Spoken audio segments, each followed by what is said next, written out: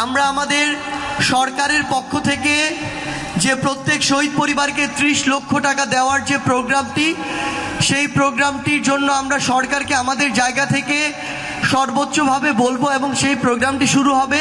প্রয়োজনে আমরাও সহযোগিতা করব এবং এরপরই প্রত্যেক শহীদ পরিবারের অন্তত একজনকে চাকুরির ব্যবস্থা করা, তাদের যোগ্যতা অনুযায়ী তাদের পুনর্বাসনের ব্যবস্থা করা এবং যদি প্রয়োজন হয় তাদের মাসিক সম্মানের যে ব্যবস্থা করা সেটি আমরা করব।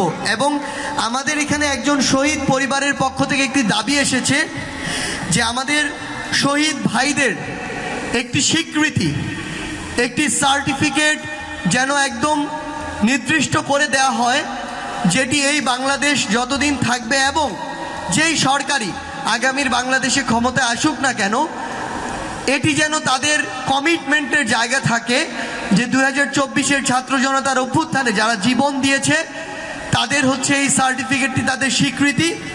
এবং তারা যতদিন আছে আমরা যে কোনো সরকার কিংবা এই বাংলাদেশ তাদের সাথে তাদের পাশে থাকতে দায়বদ্ধ।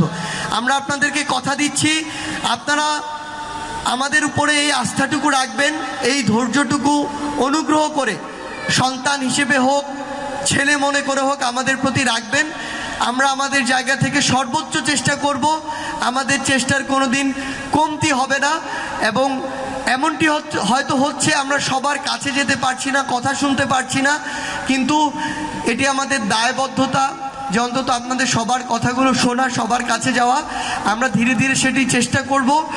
এখন পর্যন্ত আমাদের যে ভুলগুলো হয়েছে দয়া করে সন্তান হিসেবে আমাদেরকে সেগুলোর জন্য ক্ষমা সুন্দর দৃষ্টিতে দেখবেন, আমাদেরকে আপনারা সংশোধন করবেন। আমরা আমাদের জায়গা থেকে সর্বোচ্চটুকু দিয়ে আজীবন আপনাদের পাশে থাকার চেষ্টা করব।